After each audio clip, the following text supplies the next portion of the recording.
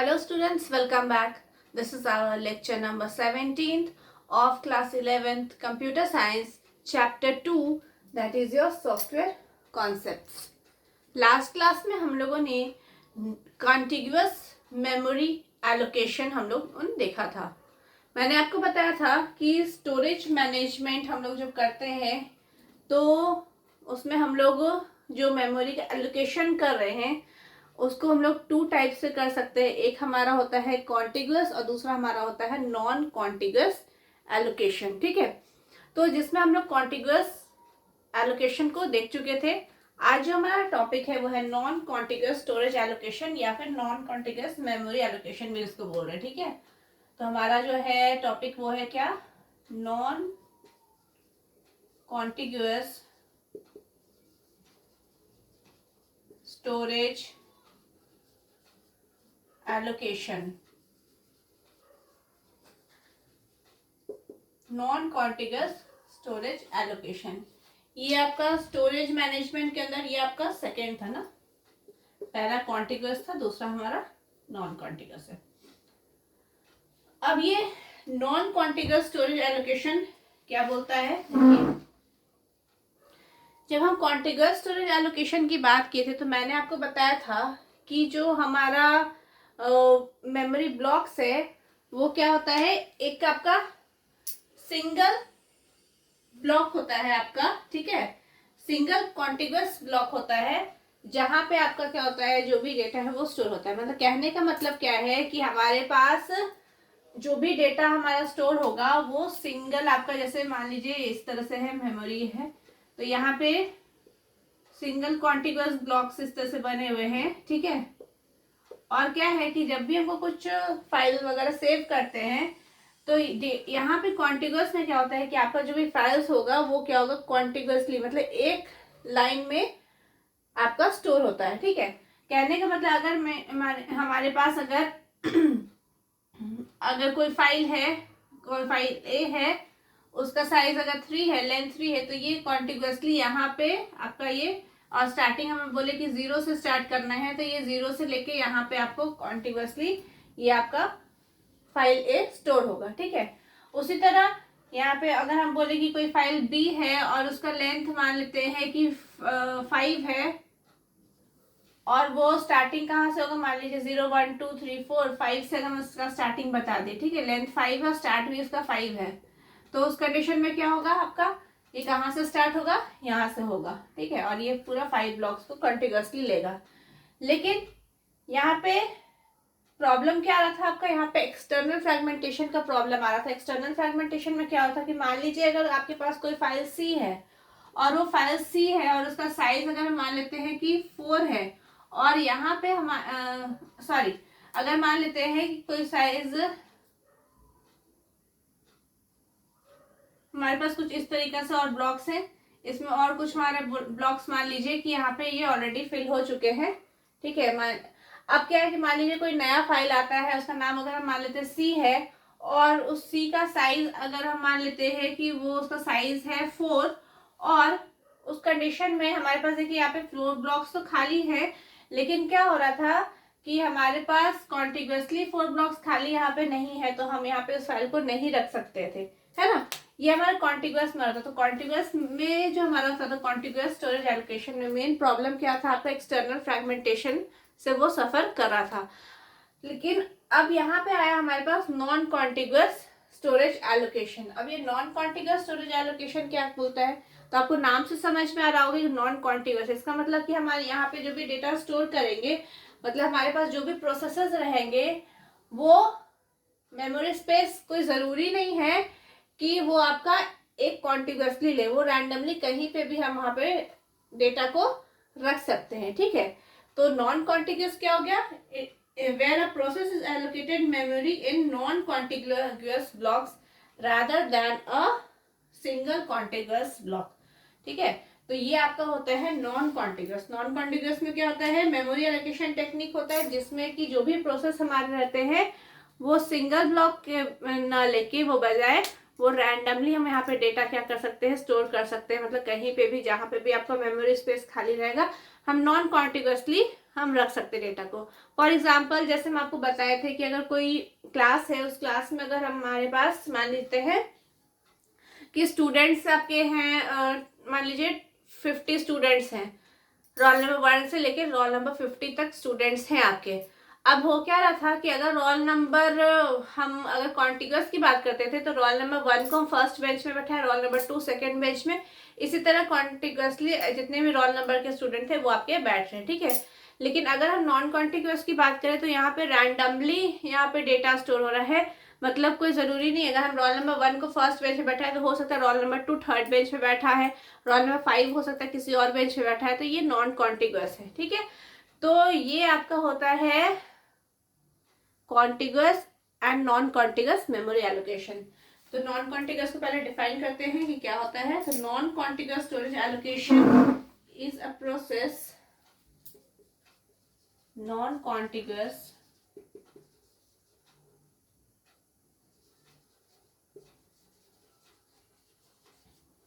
storage allocation, non-contiguous storage allocation is a process, non-contiguous storage allocation is a memory allocation technique, is a memory allocation technique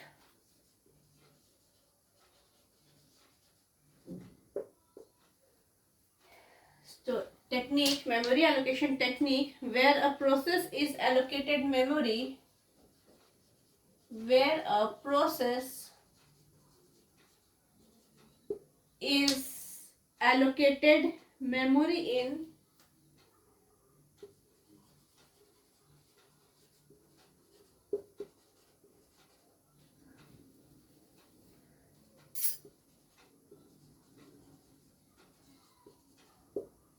non-contiguous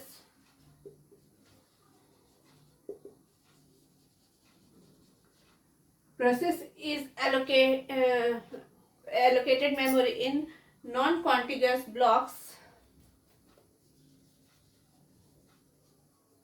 rather than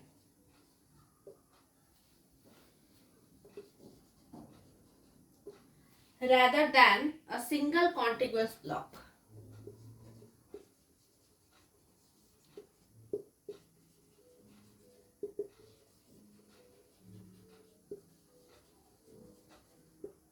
ठीक है, ये आपका क्या हो गया, non contiguous storage allocation का आपका हो गया डेफिनेशन। कैसे हम इसको डिफाइन करेंगे।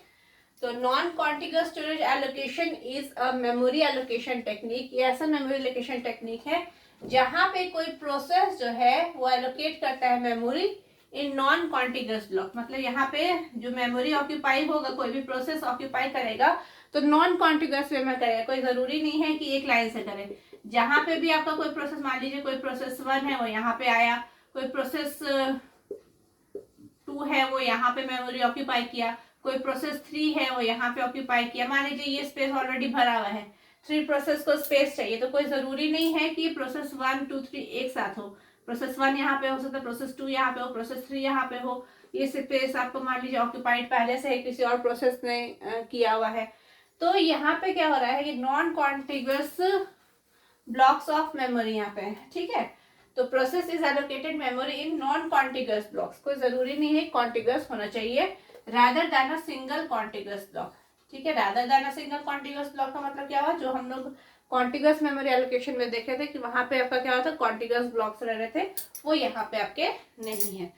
अब ये जो है नॉन कॉन्टिग्यूअस स्टोरेज एलोकेशन, ये आपका जो होता है 2 टाइप्स हम यहाँ पे देखने वाले हैं। Types of non-contiguous, types of non-contiguous storage allocation।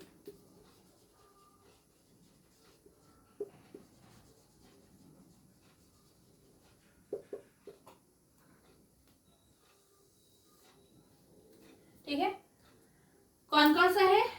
एक है पहला पेजिंग और सेकंड है हमारा सेगमेंटेशन।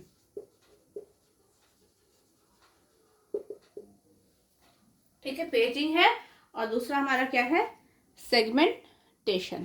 क्लियर। अब यहाँ देखिए क्या है, types of non contiguous storage allocation.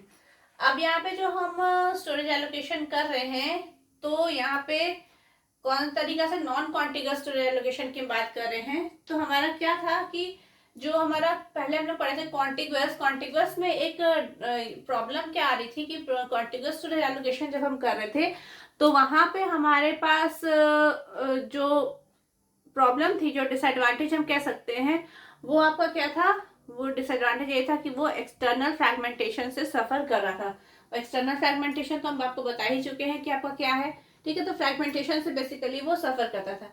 तो यहाँ पे ये नॉन कॉन्टिग्यूअस स्टोरेज एलोकेशन में हम लोग जो दो टेक्निक देख रहे हैं, पेजिंग एंड सेगमेंटेशन, ये बेसिकली वो जो प्रॉब्लम हो रहा था फ्रैगमेंटेशन को, वो उसको दूर करने को, मतलब उसको ओवरकम करने के लिए हम लोग यहाँ पे पेजिंग और सेगमेंटेशन देखेंगे, ठीक है। किस तरीके से पेजिंग से या फिर और सेगमेंटेशन से हम जो हमारा फ्रैगमेंटेशन हो रहा था, जो कॉन्टिग्यूअस मेमोरी एलोकेशन में हो रहा था, उसको कैसे ये दूर करता है, ठीक है। तो सबसे पहले अभी हम लोग तो पेजिंग तो पहले पढ़ेंगे कि पेजिंग क्या होता है, उसके बाद हम लोग सेगमेंटेशन देखेंगे। तो पहले हम लोग डिस्कस करते हैं पेजिंग के बारे में, what is paging.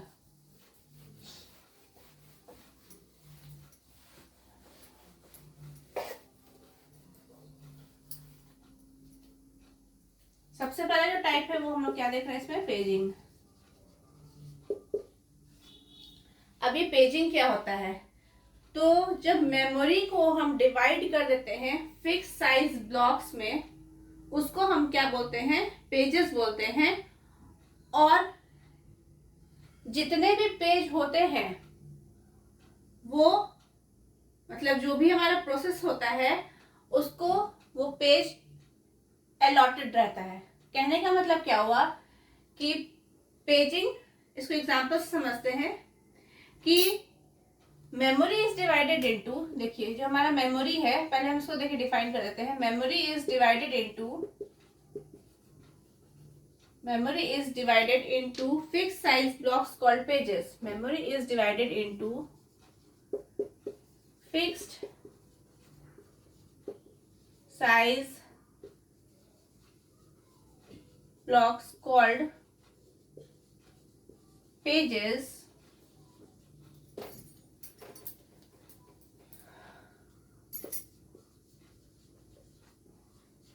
memory is divided into fixed size blocks called pages and processes are allocated pages as needed, and processes are allocated pages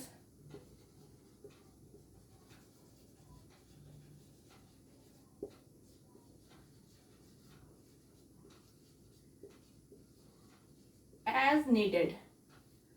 अब देखो क्या है, इसको देखिए, मेमोरी को हम लोग क्या कर रहे हैं, डिवाइड कर रहे हैं into fix size blocks called pages. इसको हम क्या बोल रहे हैं, पेजेस बोल रहे हैं। And processes are allocated pages as needed, और प्रोसेसेस को हम पेजेस दे रहे हैं जैसा उसका रिक्वायरमेंट हो रहा है। अब इसको देखिए, ऐसा नहीं है आपको समझ में आ रहा होगा, इसको एक एग्जांपल से समझते हैं, ठीक है। यहाँ पे मान लेते हैं कि ये हमारे पास क्या है, एक सीपीयू है, ठीक है। ये हमारे पास सीपीयू है। उसके बाद हमारा क्या है, यहाँ पे ये हमारा मानते हैं मेन मेमोरी है, ठीक है। ये हमारे पास मेन मेमोरी है।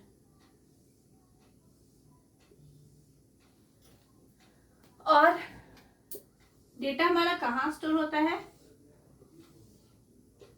सेकेंडरी मेमोरी में।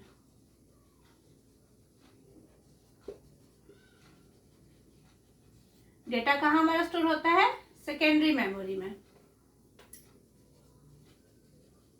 परमानेंटली डेटा हमारा स्टोर कहाँ होता है, सेकेंडरी मेमोरी में। क्लियर है। और टेम्पररी डेटा हमारा कहाँ से, main memory, that is your RAM. And secondary memory हमारा क्या हो गया, हार्ड डिस्क हो गया। यहाँ पे क्या होता है कि जब हम कॉन्टिग्यूअस की बात किए थे तो वहां पे क्या होता था, एक्सटर्नल फ्रैगमेंटेशन से सफर कर रहा था। तो वहां पे क्या हो रहा था कि हमारा डेटा को कॉन्टिग्यूअसली हम क्या करते थे, स्टोर कर रहे थे एक साथ डेटा हमारा स्टोर हो रहा है। मतलब स्टूडेंट अगर 10 स्टूडेंट है तो 1 से 10 है, तो 1 से 10 हम रोल नंबर दिए तो उसको एक लाइन में बैठा है, कॉन्टिग्यूअस में हो रहा था। अब वहां पे क्या होता है, एक्सटर्नल फ्रेगमेंटेशन सफर कर रहा था। एक्सटर्नल फ्रेगमेंटेशन क्यों सफर कर रहा था, अगर एक साथ ब्लॉक्स अगर आपको नहीं मिल रहा था तो उस जगह पे क्या हो रहा था, वो आप प्रोसेस आपका जो भी है आप उसको नहीं रख सकते थे, क्योंकि एक साथ वहां पे जगह खाली नहीं है। लेकिन अलग अलग जगह पे जरूर हमारे पास मेमोरी था, लेकिन क्या हो रहा था कि आपका जहाँ पे आपको प्रोसेस का साइज अगर मान लीजिए 5 KB का प्रोसेस है और आपके पास 1 KB का, आपके पास मान लीजिए 1 KB का, आपके पास 5 KB अवेलेबल जरूर है लेकिन एक साथ नहीं है, तो उस कंडीशन में फ्रेगमेंटेशन हो रहा था। अब यहाँ पे हम क्या करें, बेसिकली हम जो हमारे प्रोसेसेस हैं उसको हम क्या कर रहे हैं, मतलब इस टेक्निक में हम क्या करें, मेमोरी को बेसिकली हम क्या कर दे रहे हैं, डिवाइड कर दे रहे हैं फिक्स साइज ब्लॉक्स में। हम बेसिकली मेमोरी को क्या कर दे रहे हैं, फिक्स साइज ब्लॉक्स में डिवाइड कर दे रहे हैं। अब ये जैसे हमारे सेकेंडरी मेमोरी है, तो सेकेंडरी मेमोरी को हम मान लीजिए कुछ फिक्स साइज ब्लॉक्स में हम क्या कर दिए, डिवाइड कर दिए। ठीक है, जितने भी यहाँ पे ब्लॉक्स है सभी का साइज क्या है, सेम है। फॉर एग्जाम्पल हम मान लेते हैं कि 1 KB का हर एक ब्लॉक है। ठीक है, जितने भी ब्लॉक हैं वो आपके कितने हैं, 1 KB के ब्लॉक हैं। क्लियर है, 1 KB का ब्लॉक है, जितना भी ब्लॉक है सब मान लेते हैं 1 KB का ब्लॉक है। मतलब हम जितने भी ब्लॉक्स को है क्या कर दिए, फिक्स साइज ब्लॉक्स में हम क्या कर दिए, उसको डिवाइड कर दिए। किसको, अपने मेमोरी को। अब ये जो ब्लॉक्स हो रहे हैं इसी को हम लोग क्या बोलते हैं, पेजेस बोलते हैं। ठीक है, और जितने ब्लॉक्स में हम इसको यहाँ पर डिवाइड करते हैं वही हमारा मेन मेमोरी में भी हम क्या बनाते हैं, ब्लॉक्स बनाते हैं, और वो ब्लॉक्स यहाँ पे क्या कहलाते हैं, फ्रेम्स कहलाते हैं। क्लियर है, मतलब जब हम सेकेंडरी मेमोरी को हम ब्लॉक्स में डिवाइड कर रहे हैं, फिक्स साइज, हर एक का साइज सेम है, तो उसको हम क्या बोलते हैं, पेजेस बोलते हैं। और जब हम मेन मेमोरी को फिक्स साइज ब्लॉक्स में डिवाइड कर रहे हैं तो वो यहाँ पे क्या कहलाता है, यहाँ पे वो फ्रेम्स कहलाता है। और ये सब सब कितने का है, मान लीजिए सब जितने भी है ये सभी फिक्स साइज ब्लॉक्स सभी 1 KB के ब्लॉक्स हैं। क्लियर है, अब यहाँ पे क्या है कि देखिए ये आपका नॉन कॉन्टिग्यूअस है। क्लियर है, तो नॉन कॉन्टिग्यूअस है तो यहाँ पे देखिए क्या हो रहा है, मान लीजिए कि मेरे पास कोई प्रोग्राम एक्स है,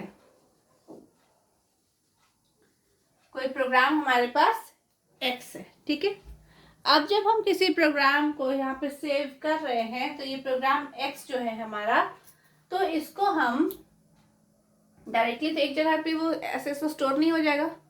ठीक है, तो यहाँ पे क्या हो रहा है, आपको सेकेंडरी मेमोरी में क्या हो रहा है कि वो प्रोग्राम्स को जब हम कर रहे हैं तो मान लीजिए कि ये प्रोग्राम जो है एक्स जो है वो 3 KB का है, ये प्रोग्राम एक्स जो है वो 3 KB का है। ठीक, अब ये प्रोग्राम एक्स जो है वो 3 KB का है, तो मान लीजिए ये प्रोग्राम एक्स में यहाँ पे हम इसको 3 पार्ट में इस प्रोग्राम को डिवाइड कर दिए। ठीक है, तो मान लीजिए P1, P2 और P3 ये प्रोग्राम हमारा है। जब यहाँ आता है तो प्रोसेस कहलाता है, यहाँ पे प्रोग्राम, ये पहले भी बता चुके, नहीं हो तो प्रीवियस वीडियो में देखिएगा। तो ये मान लीजिए P1, P2, P3 ये 1 KB 1 KB 1 KB का ये प्रोग्राम आपका यहाँ पे एक्स जो है, एक्स प्रोग्राम आपका ये यहाँ पे स्टोर हो गया। ठीक है, ये आपका यहाँ पे स्टोर हो गया, कौन सा 3 KB यहाँ पे साइज है ना, 1 KB 1 KB 1 KB 1 KB का ये 3 प्रोग्राम, मतलब इस प्रोग्राम को हम क्या कर दिए, छोटे छोटे टुकड़ों में बांट दिए, तो हम इसका 3 ब्लॉक्स बना दिए 3, और ये अलग अलग यहाँ पे जाके ये स्टोर हो गया। अब देखिए फायदा क्या हो रहा है, इससे क्या हो रहा है कि हमारा मेन मेमोरी, देखिए सेकेंडरी मेमोरी है उसका तो साइज बहुत ज्यादा होता है, लेकिन मेन मेमोरी जो हमारा रैम होता है उसका साइज लिमिटेड होता है। ठीक है, अब हमको क्या, इससे क्या हो रहा है कि हम जब कोई प्रोग्राम को हम मेन मेमोरी में लेके आएंगे तो क्या होगा, 1 by 1 क्या होगा, यहाँ पे आपका जो जितने प्रोग्राम है वो 1 by 1 कहाँ से आएंगे, यहाँ से उठ के यहाँ पे आएंगे। ठीक है, तो अब यहाँ पे देखिए कि हमको जब इस प्रोग्राम को यहाँ पे लाना है मेन मेमोरी में, तो मान लेते हैं कि हमारा ये वाला जो ब्लॉक है वो भरा हुआ है, मान लेते ये वाला ब्लॉक में भी कोई ऑलरेडी कुछ यहाँ पे ये भी फिल है, मान लेते ये भी आपका फिल है। तो हो सकता है जब ये P1 आया तो उसको यहाँ पे कोई जगह मिला तो यहाँ पे आ गया। P2 आया तो हो सकता है वो यहाँ पे आ गया, P3 आया इसको यहाँ स्पेस मिला तो यहाँ पे आ गया। अगर ये कॉन्टिग्यूअस होता तो इसको यहाँ पे लाइन से तीनों आता, लेकिन ये नॉन कॉन्टिग्यूअस है तो इसको जहां जहां स्पेस मिला वो उस जगह पे वो हमारा प्रोग्राम आ गया। P1 को यहाँ मिला तो यहाँ आ गया, P2 यहाँ, P3 यहाँ, मतलब रैंडमली यहाँ पे आप देखिए कि डेटा हमारा जो भी हमारा प्रोग्राम है वो रैंडमली आपको जहां पे भी मेमोरी मिला वो वहां पे आपका आ गया। तो यहाँ पे हम बोल सकते हैं कि पेजिंग से हमारा जो हो रहा है मेमोरी का एफिशिएंट यूज हो रहा है। ठीक है, हम मेमोरी को एफिशिएंटली हम यूज कर पा रहे हैं, क्योंकि यहाँ पे हम क्या कर रहे हैं, मेमोरी को डिवाइड कर दे रहे हैं फिक्स साइज ब्लॉक्स में, जिसको हम पेजेस बोल रहे हैं। अब यहाँ पे जैसे ये हम तीन यहाँ पे लाइन से रखे, कोई जरूरी नहीं है कि ये तीनों आपका यहाँ पे लाइन से स्टोर हो सकता है कि आपका हार्ड डिस्क में, मतलब आपका सेकेंडरी मेमोरी में जहां जहां स्पेस था वो वहां पे वो प्रोग्राम को हम जब ब्रेक किए, प्रोग्राम हमारा ब्रेक हुआ तो उस जगह पे ही हमारा जो ऑपरेटिंग सिस्टम में काम कर रहा है, तो ये आपका क्या होगा, वो प्रोग्राम जहां जहां आपका खाली स्पेस रहेगा उस जगह पे वो प्रोग्राम आपका चला जाएगा। क्लियर है? तो ये आपको कहता है पेजिंग। तो memory is divided into fix size blocks, ध्यान रखिएगा उसको हम लोग क्या बोलते हैं, पेजेस।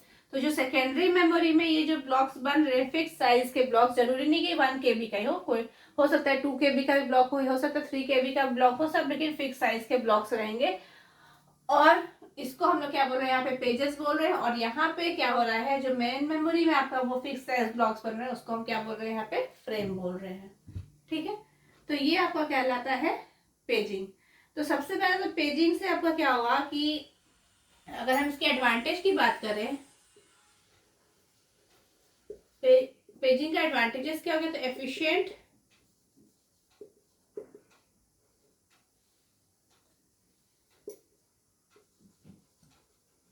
मेमोरी का यूज हुआ। ठीक है, दूसरा और क्या हुआ, आपका जो फ्रेगमेंटेशन था वो क्या हो गया, रिड्यूस्ड मेमोरी फ्रेगमेंटेशन।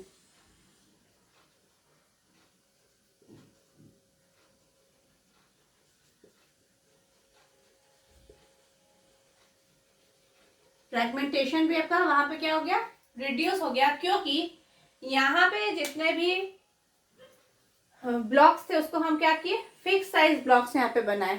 ठीक है, तो यहाँ पे ऐसा नहीं हो रहा था कि जैसे मान लीजिए यहाँ पे आपका वो तो फ्रेगमेंटेशन से सफर रहा था, इंटरनल एक्सटर्नल, बेसिकली ज्यादा एक्सटर्नल फ्रेगमेंटेशन से। लेकिन ऐसा भी तो हो रहा था ना कि मान लीजिए कि आपके पास मान लीजिए 5 KB का ब्लॉक कोई खाली है, सभी ब्लॉक्स वेरिएबल साइज के हैं, मान लीजिए कोई साइज आपका 5 KB खाली है और आपका जो प्रोसेस है या प्रोग्राम है वो आपका 2 KB का है, तो यहाँ पे 2 KB वो स्पेस ऑक्यूपाई किया 5 KB में, और यहाँ बाकी के 3 KB आपके क्या हो जा रहे थे, यहाँ पे वेस्ट हो जा रहे थे। तो ये भी फ्रेगमेंटेशन था, है ना, मतलब कि एक तरह से होल बन जा रहा था, हम कह सकते हैं एक तरह फ्रेगमेंटेशन जो क्या वो एक होल है ना। तो यहाँ पे मेमोरी का फ्रेगमेंटेशन रिड्यूस हुआ with the help of paging और efficient use of main memory. हमें मेन मेमोरी का हम बोल सकते हैं, या फिर sorry efficient use of memory, ये नहीं है, एफिशिएंट यूज ऑफ मेमोरी और रिड्यूस मेमोरी फ्रेगमेंटेशन। फ्रेगमेंटेशन को भी आपका यह क्या किया, आपका रिड्यूस किया। ठीक है, और तो ये आपका हो गया पेजिंग हो गया। तो पेजिंग क्लियर हुआ, क्या हुआ, पेजिंग से क्या फायदा हुआ, और पेजिंग का हम क्यों यूज करें, ये नॉन कॉन्टिग्यूअस क्यों है, क्योंकि यहाँ पे आपका डेटा जो है वो कॉन्टिग्यूअस वे में जरूरी नहीं है। और ध्यान रखिएगा कि यहाँ पे हम लोग क्या कर रहे हैं, फिक्स साइज ब्लॉक्स में डिवाइड कर दे रहे हैं अपने मेमोरी को, और उस ब्लॉक्स को हम बोल रहे हैं पेजेस, और यहाँ पे हम क्या बोल रहे हैं, उसको मेन मेमोरी में फ्रेम बोल रहे हैं। क्लियर है? तो ये तो आपका हो गया पेजिंग हो गया। अब नेक्स्ट क्या है हमारा, सेगमेंटेशन। अभी सेगमेंटेशन क्या है इसको देखते हैं।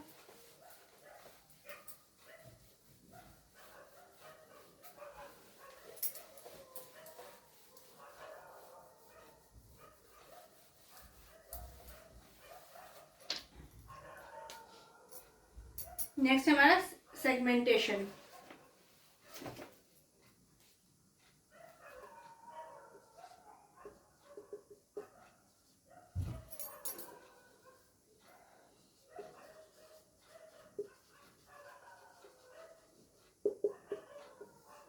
सेगमेंटेशन क्या होता है, तो memory is divided into variable size blocks called segments. Memory is divided into variable size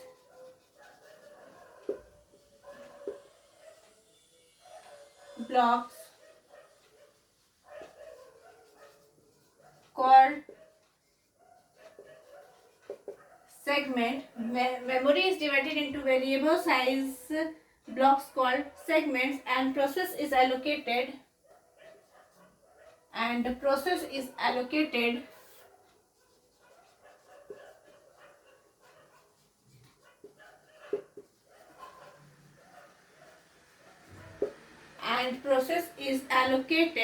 segments as needed.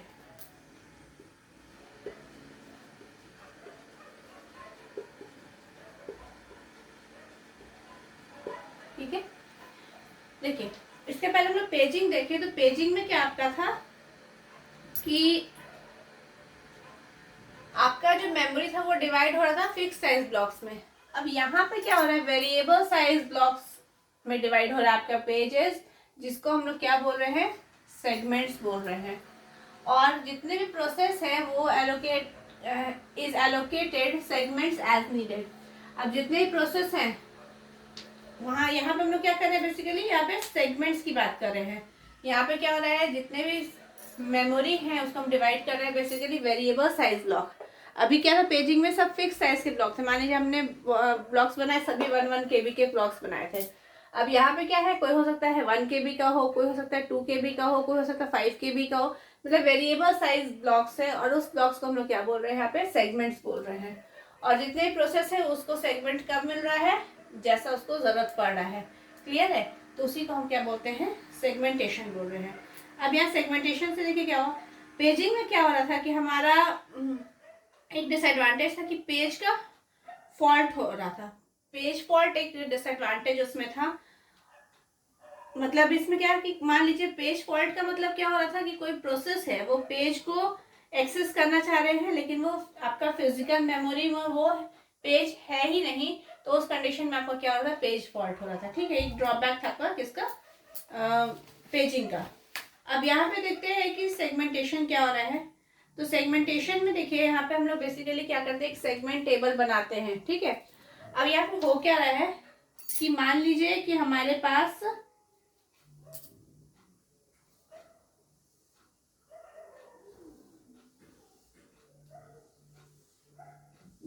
ये हमारे पास एक मान लेते हैं कि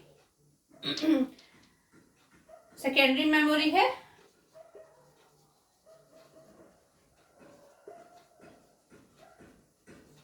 ठीक है, सेकेंडरी मेमोरी है। सेकेंडरी मेमोरी के पास कौन सा एड्रेस रहता है, आपका लॉजिकल एड्रेस स्पेस। यहाँ पे कौन सा होता है, लॉजिकल एड्रेस स्पेस।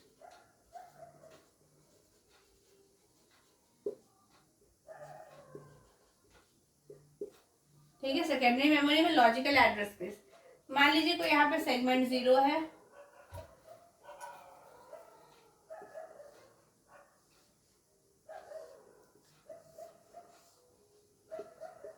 और शॉर्ट में लिख रहे हैं सेगमेंट 0, सेगमेंट 1, मान लेते हैं सेगमेंट 2,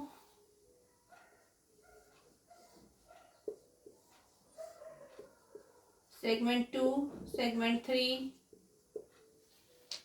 सेगमेंट 4। इस तरीका से हमारे पास कुछ क्या है।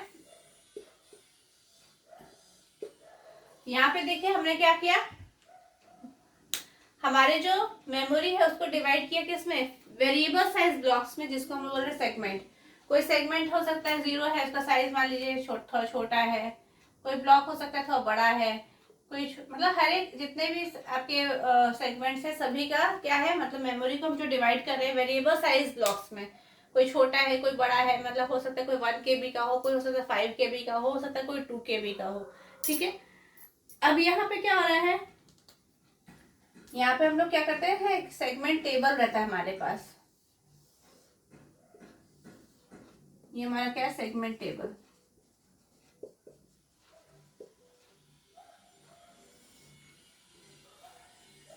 इस सेगमेंट टेबल में हमारे पास बेस एड्रेस रहेगा और लिमिट रहेगा।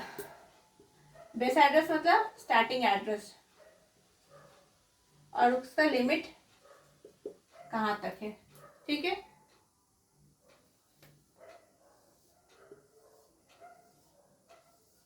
0 1 2 3 एंड 4। मान लेते हैं कि बेस एड्रेस आपका जो है पहला 500 दिया हुआ है, इसका लिमिट 600 है, 2500 इसका लिमिट दिया 800, इसका 1500 बेस एड्रेस है और 400 इसका लिमिट दिया हुआ है, 4600 इसका बेस एड्रेस है और 200 इसका लिमिट दिया हुआ है, 38 ये आपका सेगमेंट टेबल है। अब यहाँ देखिए आपका मेन मेमोरी में कौन सा हमारा होता है, मेन मेमोरी है, तो मेन मेमोरी में आपका होता है physical address space.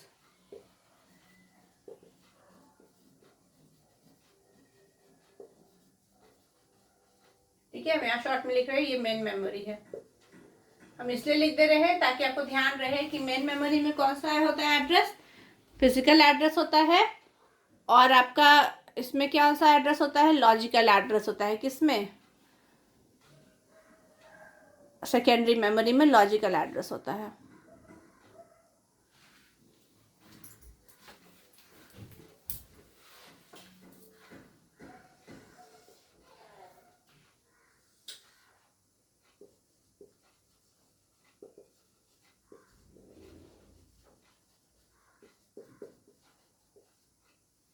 Physical address space and logical address space.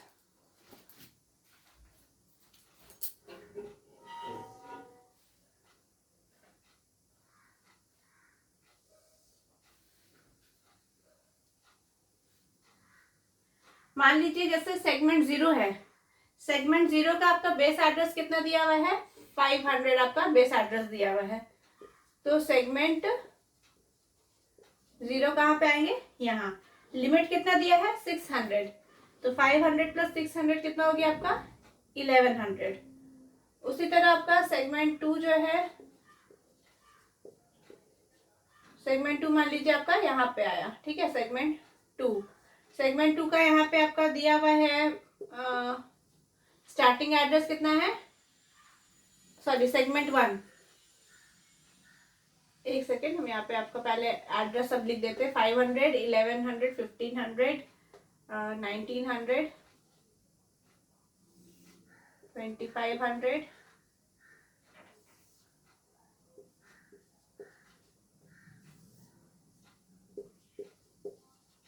3800 4200 4600 and 4800।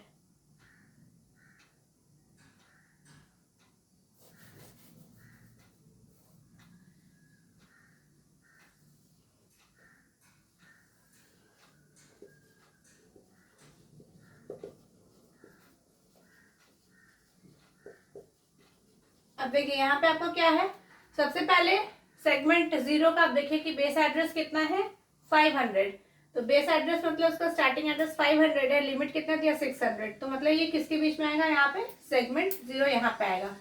Next देखिए सेगमेंट 1 जो है, इसका स्टार्टिंग एड्रेस क्या दिया 2500 और 2500 और यहाँ पे इसका लिमिट कितना दिया 800, तो इसका मतलब सेगमेंट 1 आपका कहाँ पे आएगा, इस जगह पे आएगा। नेक्स्ट आपका बेस एड्रेस कितना दिया 1500 दिया हुआ है इसका सेगमेंट 2 का, और यहाँ पे इसका लिमिट दिया है 400, तो यहाँ पे कौन सा आएगा आपका 1500 यहाँ से, तो ये सेगमेंट आपका 2 होगा। उसी तरह हो सकता है आपका 4600 आपका दिया हुआ है बेस एड्रेस सेगमेंट 3 का, तो सेगमेंट 3 कहाँ पे आपका आएगा, इस जगह पे आएगा। ठीक है, और सेगमेंट 4 का कितना दिया 3800, तो यहाँ पे आपका कितना आएगा, सेगमेंट 4 आएगा। ठीक, हो सकता है कि बाकी जो आपके जो ये सब जो स्पेसेस हैं वो हो सकता है कि कोई और दूसरा प्रोसेस में भी ऑक्यूपाई किया हुआ हो। तो सेगमेंट में आपका क्या होता है, सेगमेंटेशन में कि मेमोरी जो होता है उसको हम वेरिएबल साइज ब्लॉक्स में डिवाइड करते हैं, जिसको हम क्या बोलते हैं, सेगमेंट्स बोलते हैं। अब यहाँ पे क्या हो रहा है कि आपका ये मेन मेमोरी है और ये आपका सेकेंडरी मेमोरी है। यहाँ पे हम लोग क्या कि वेरिएबल साइज ब्लॉक्स हम बनाए, वेरिएबल साइज ब्लॉक्स बनाने के बाद क्या हुआ कि मतलब हर एक ब्लॉक का साइज देखिए अलग अलग है।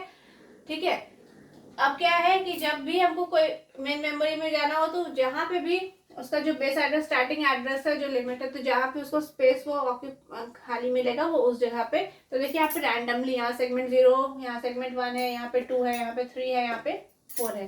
तो इस तरीके से जहाँ पे उसको मेन मेमोरी में आपको स्पेस मिला वो उस जगह पे हम कह सकते हैं कि आपका जो भी आपका प्रोसेस है, जो भी प्रोग्राम है, वो उसको ऑक्यूपाई किया। अब यहाँ पे देखिए कि इसका एडवांटेज क्या हो गया आपको, अगर हम बात करें एडवांटेजेस इसका क्या हो गया।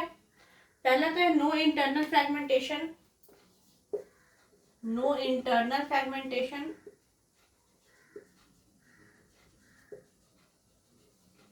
इंटरनल फ्रेगमेंटेशन क्यों नहीं हो रहा है, क्योंकि देखिए इंटरनल फ्रेगमेंटेशन में क्या होता है कि अगर हमारे पास कोई प्रोसेस है उसका 5 KB का, अगर हमारे पास कोई ब्लॉक है और कोई प्रोसेस आया वो 2 KB का ही है, तो बाकी का आपका 3 KB वेस्ट हो रहा था। तो यहाँ पे क्या है कि आपके पास वेरिएबल साइज ब्लॉक्स आप बना रहे हैं, तो जो जितना प्रोसेस है वो उतना ही स्पेस ऑक्यूपाई करेगा, तो वहाँ पे होल नहीं होगा। तो इसलिए इंटरनल फ्रेगमेंटेशन यहाँ पे एक एडवांटेज हो गया।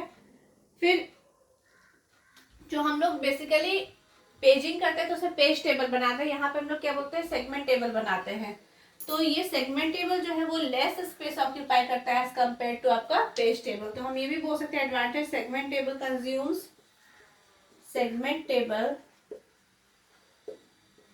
कंज्यूम्स लेस स्पेस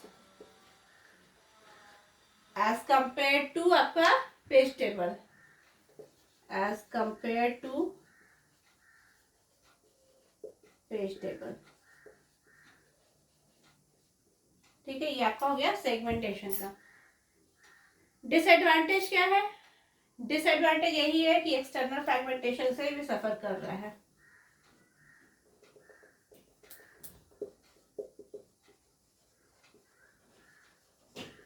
समटाइम्स ये सफर करता है एक्सटर्नल फ्रेगमेंटेशन से।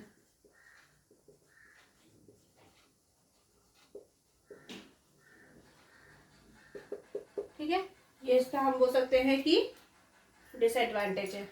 तो ये आपका हो गया क्या,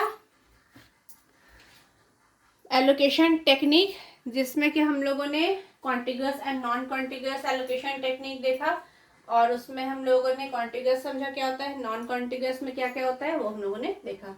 तो आई होप कि आपको ये समझ में आया होगा कि किस तरीके से हम मेमोरी का एलोकेशन कर रहे हैं, क्यों कर रहे हैं। तो नेक्स्ट के वीडियो में हम लोग नेक्स्ट टॉपिक से स्टार्ट करते हैं। Thank you.